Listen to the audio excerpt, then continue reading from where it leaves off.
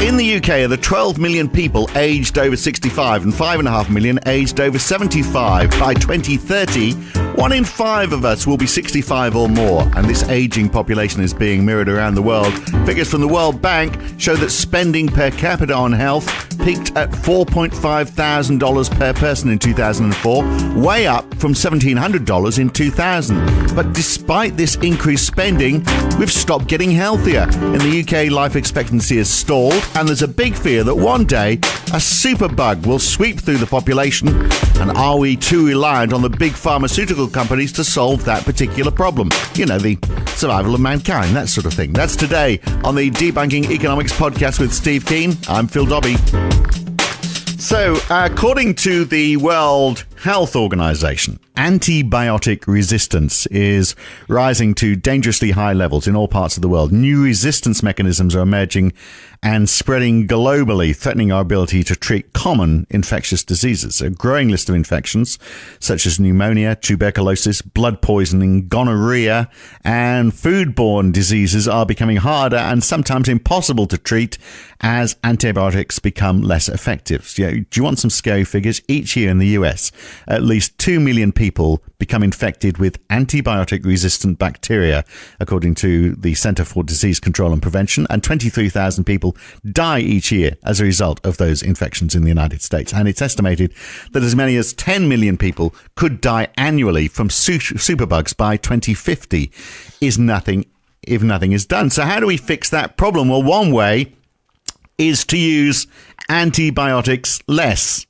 But Steve, I'm a drug company. I don't want people to buy less of my product unless I make it really expensive, in which case only the rich survive. It's a bit of a quandary, isn't it?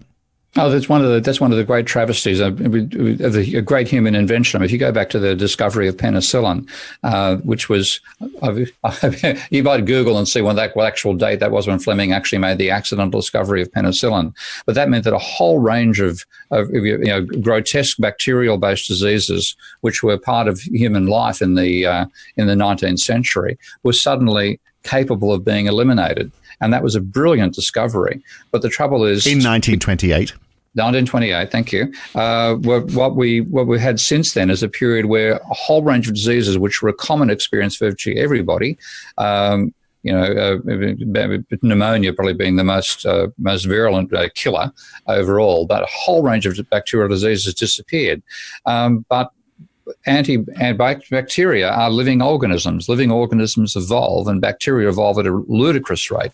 One of the scary things about bacteria is there's a brilliant book that I recommend people take a look at. And this is, I'm sorry to add to the depressing tone of the sort of things where I recommend on this podcast, but there's a book called The Coming Plague, written by the woman who was the New York Times health editor, I think back in the late 1990s. Brilliantly researched book. And what she explains is how the fact that at some point this disease is going to come back. What obviously we're talking about that situation now. Yeah. But one thing she points out in that is when bacteria, animals, life forms are not just competitive, the neoclassical vision of everybody competing all the time. They also cooperate. And it turns out that bacteria passing each other in a Petri dish, or your stomach for that matter, will randomly exchange strands of DNA with each other. Hey, try this one out. This is a bit like, let's bring down that human race, they say to each other as in their Petri dishes. One bacteria, a benign one, can evolve a resistance to a antibiotic, and then pass that resistance on to a malign one, and bang, we get the situation where the disease is coming back, and no bacteria, no antibacterial element will work against them. And this was something which has been accelerated. Again, our ignorance about what we should have understood allowed this to happen, and also the obsession with the free market.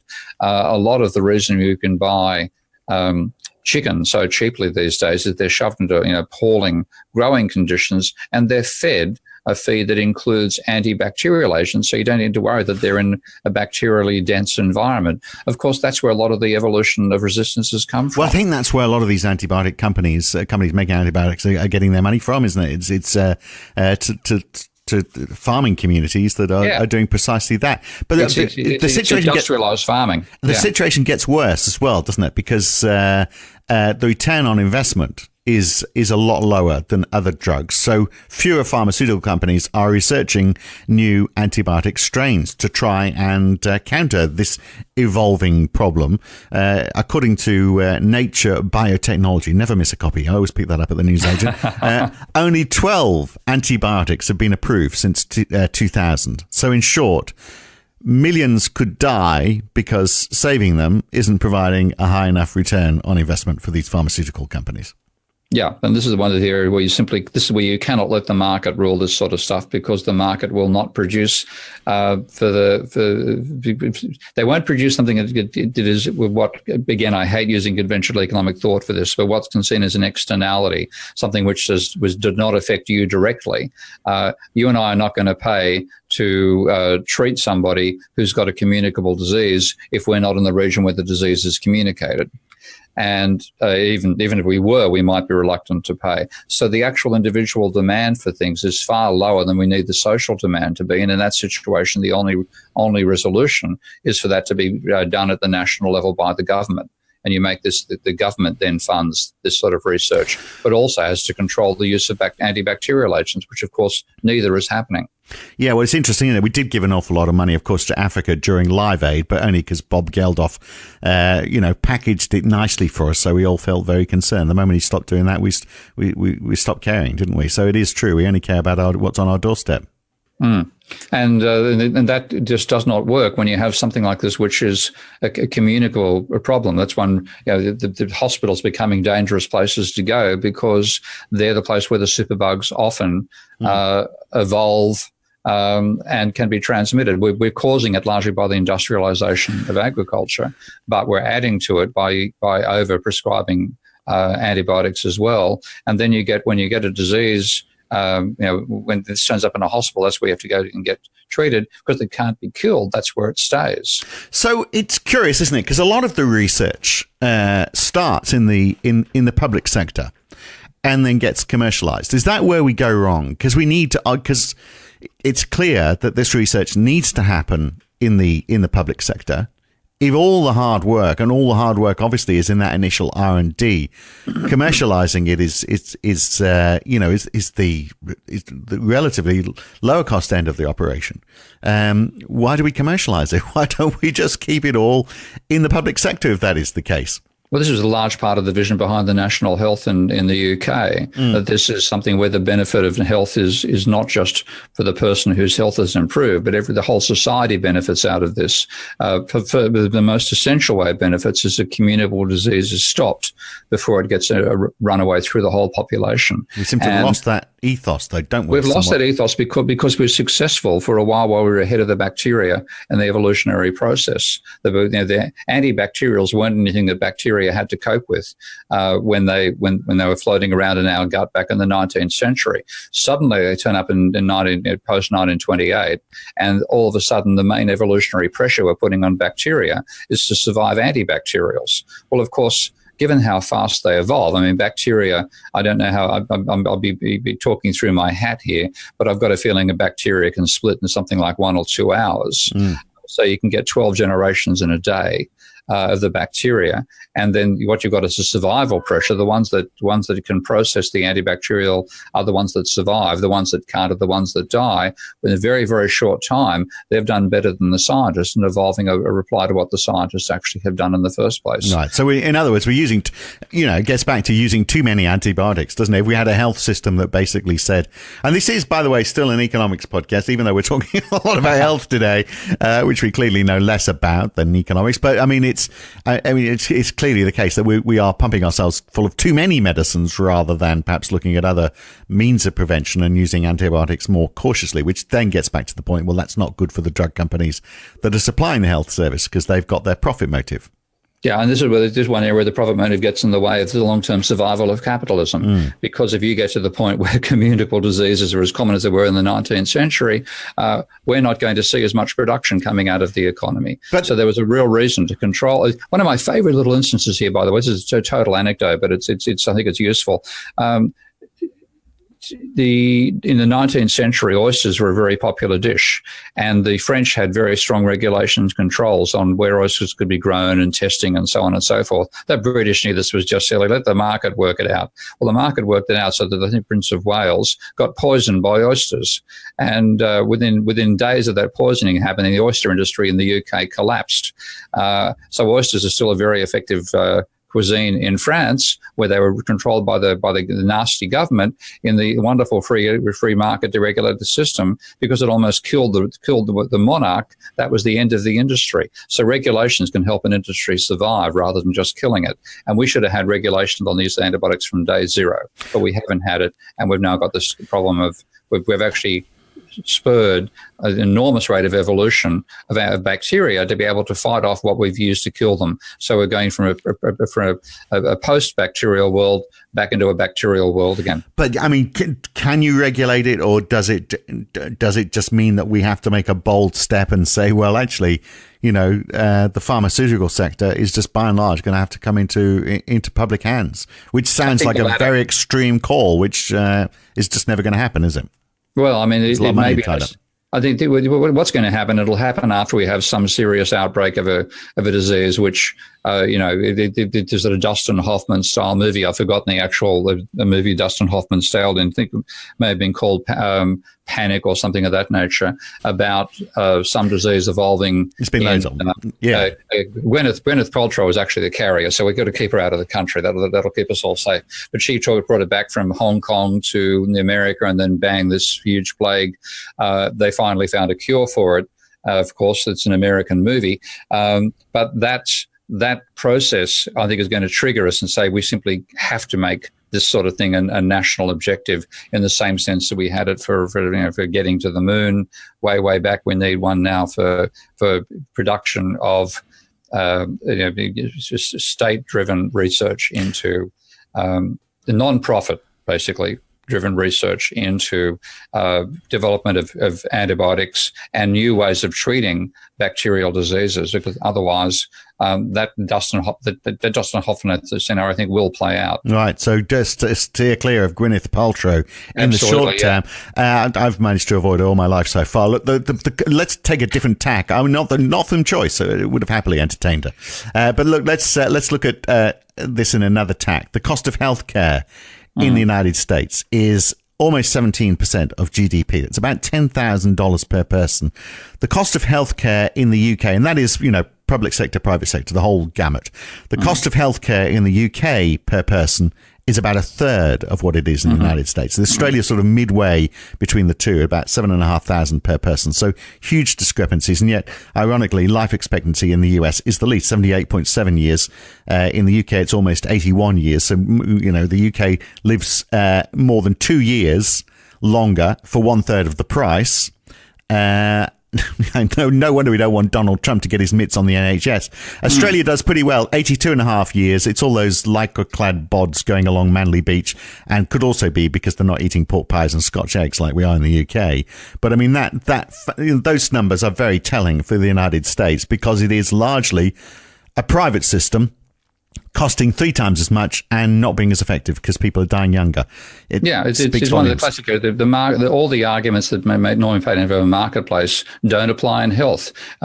If you have a disease, or you have a vital surgery, and you go to talk to a surgeon about it, you have absolutely no bargaining power. You have a choice: pay money or die, and then you're going to apply as much as you damn well can, because you want to get the best surgeon for the process. So the marketing, the market power is all on the side of the seller of the service, not the buyer. And in that situation, you need market intervention. And also all the usual neoclassical arguments can be actually used here to say health is one of those areas that should not be primarily for profit.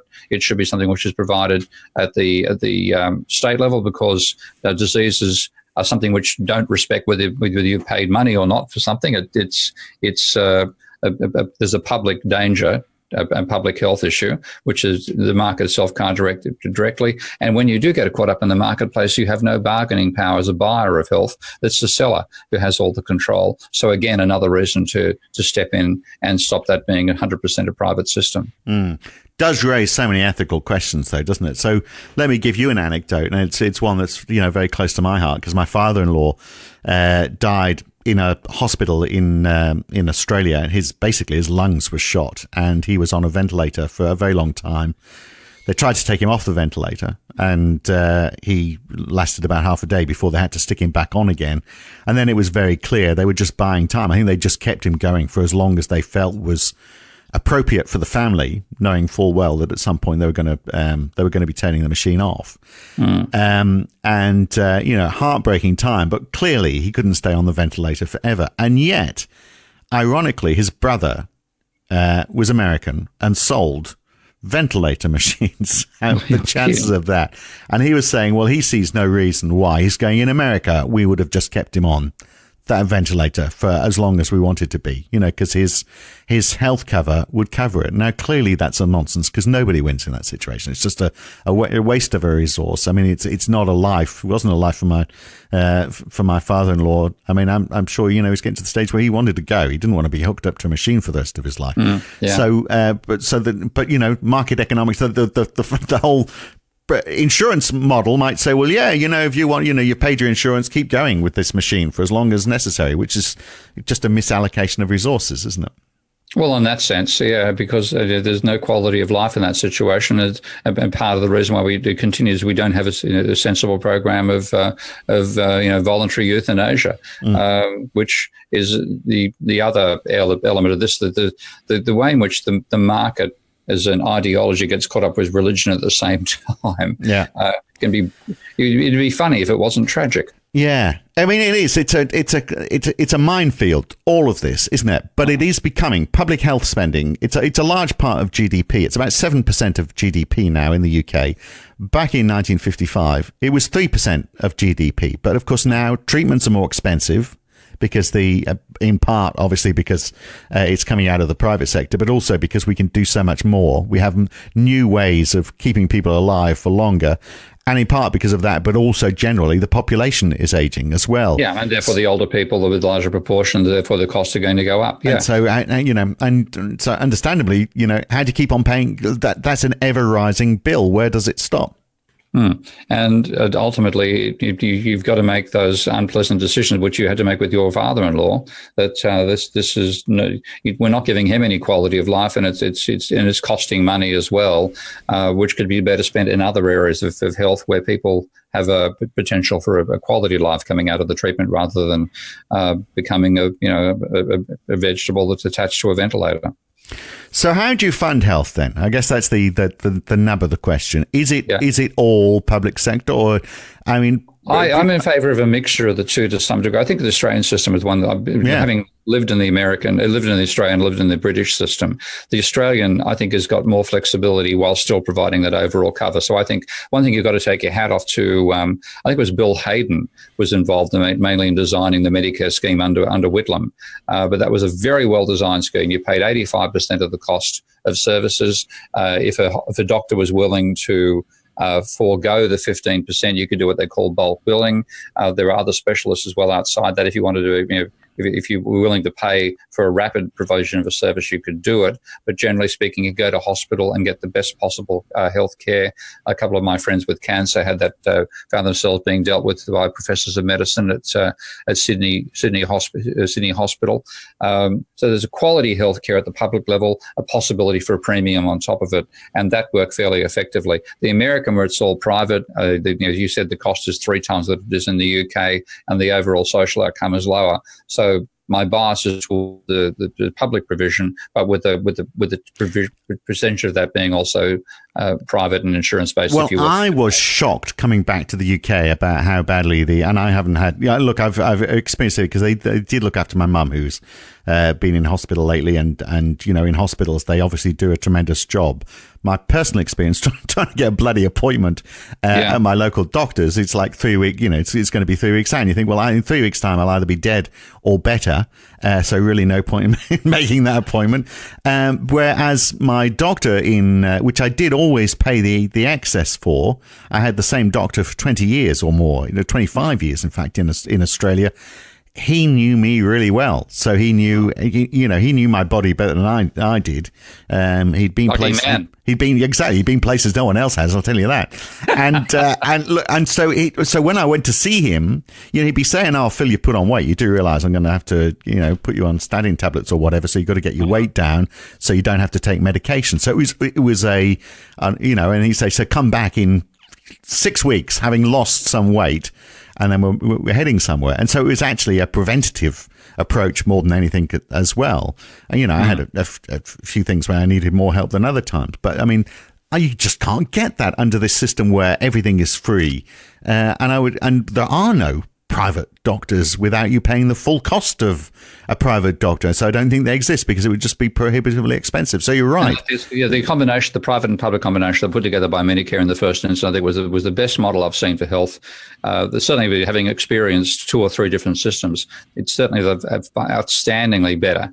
Both, it's slightly more expensive than a complete public provision, as you find in the UK. It's far more flexible without having the incredible overhead costs that you find in America, which is why it pisses me off so much to see people forever chipping away and trying to take it across to the free market ideology of the Americans. And we know but of course you go 100% public as the Brits have done, then because the sort of frustrations you're talking about make people willing to say, well, it would be better if it was private. It's that public-private mix that I think Australia did very, very successfully. Again, I think with Bill Hayden being the main architect of it under the Whitlam government. And given how successful it's been, how strongly one thing Australians will fight to maintain is Medicare. I think it shows that it's an effective system, and I'd like to see that copied around the world. Well, yeah, but here in the UK, I mean, the belief is the NHS is the be all and end all, and the idea you should pay for anything. That the NHS should be free for everybody. So it's hard because I've had this conversation. It's hard to convince people you should pay to go and see the doctor. But a fraction of the counter is, some people have been told, hey, you can get on prescription free of charge if you're a certain age. You can get headache tablets that you can buy in the supermarket for 50p. I mean, the sense of privilege that goes with the NHS is incredible, and it has to be broken down a little bit, doesn't it? Yeah, but I think the model would be to go with the Australian model rather than the American model. But that still doesn't address the whole issue about rising bacterial resistance to antibiotics, which gets down to the whole cost that is applied, and that. So, take your point, and we'll get back to that in just a second. But just look at the total budget, irrespective of whether you part pay or full pay or whatever, whether the government pays in full or whether you pay to go towards it. The fact is, costs are increasing for those reasons that we gave earlier, and it is a highly politicised area of spending. So under Tory governments, the growth in health spending is generally lower than under Labour governments. So less than 2% since 2009. It was around 6% growth per year under Blair and Gordon Brown, 4% under John Major, less than 3% under Thatcher. So funding through taxes means that it is a political consideration. So this is again comes back to the importance of the modern monetary theory message that the government doesn't have to tax to spend. It should in fact be spending more than it gets back in taxation to create money in the economy, which is not individual debt-based money. And that wouldn't apply fully, though, would it, if you're having to buy in medicines using foreign currency from overseas? I mean, it's great if you're making all of these medicines yourself. But the thing is that you would actually pay more of a domestic pharmaceuticals industry, which would not be a bad thing. So again, this is one of the areas where if the state funded this properly, then you'd have that's one of the ways the sake of creating money without creating too many bureaucrats. Of course, the whole budget privatization focus has meant you're putting more bureaucrats in hospitals than you are doctors and nurses and researchers. And so I would rather see, again, I see this as one of the areas where the household analogy is what the government should do, has actually made us having a less effective society overall in the area that matters most, which is our health. So you mentioned that the Australian system was good. I wonder whether you agree with all of it, because of course part of the Australian system is that you are encouraged to take out private health cover, so that if you earn a certain amount, that you're not calling on Medicare, and you get taxed. You pay a premium on your tax if you don't take out private health care. That's one of those attempts to make it more of a market system that was thrown in by the Liberals, who are, of course, Australia's Conservative Party. So, no, that's one part I'm not in favour of. I think, the old 85% rule, 85% of the cost was covered by the state. You paid the other 15 if you wanted immediate service. Those sorts of rules were much more effective than what the Liberals stuffed around with it to try to force it into a more of a private than a public system. But what about a private system that does seem to work? Well, not fully, obviously, because we've already said that in the US it costs 3 times as much. But the model by which a health fund like Kaiser Permanente in California uses, where they basically employ everybody. So you go, if you are a member of their health fund, they'll tell you which doctor to go and see. That doctor works for Kaiser Permanente. They may then say, you need to go and see this specialist in a Kaiser Permanente hospital, and the specialist will be a Kaiser Permanente employee. If you need an operation, then the surgeon works for the health fund. I'm not quite sure how far it goes, but I think it goes almost to this extent. So from that point of view, all these specialists, first of all, aren't running their own businesses, so they don't need to understand how to issue invoices or manage to maintain a balance sheet, because they are employed and get paid by the health company. And so the focus then is on them, first of all, them doing their job properly rather than running businesses like small GP practices in this country. And secondly, there's a focus on trying to reduce costs as well, in a positive way. You go and see a specialist right now, they're not going to want to second guess what your doctor has said, because he doesn't work for his company and therefore, increases his liability. So he goes and runs the same tests again, and you get all of this duplication of effort. If it's all one company, and it potentially could be given over to the private sector if it's just one company and the government pays for it, except for the fact that's a monopoly. Obviously better if it's all the public sector, but there's a lot to be said, isn't there, for, all in together type approach rather than this series of small cottage industries that we've got. Yeah, and that's again the whole mythology of the free market that gets in the way of our clear thinking.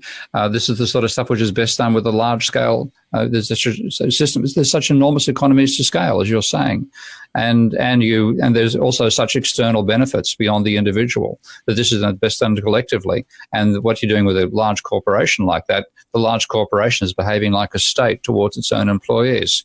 We're saying let's do it at a higher level.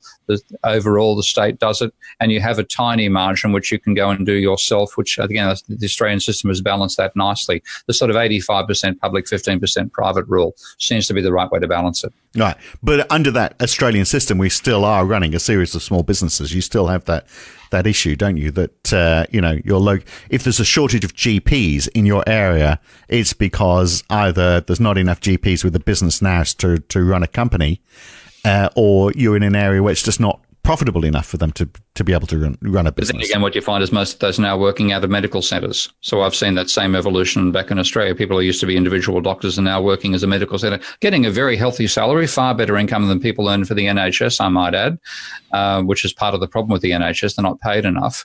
But these sort of chains of medical centres seem to be the way that the private system is evolving in response to those pressures out of the mixed public-private system that Australia has.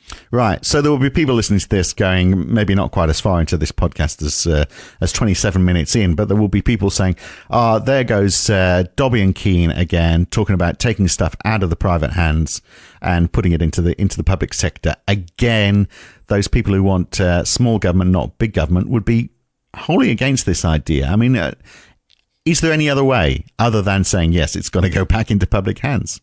I don't think there is, because, again, the American system is a good example of what happens when you have to go private. There's a classic book on this topic, Don't Get Sick in America. It's good advice.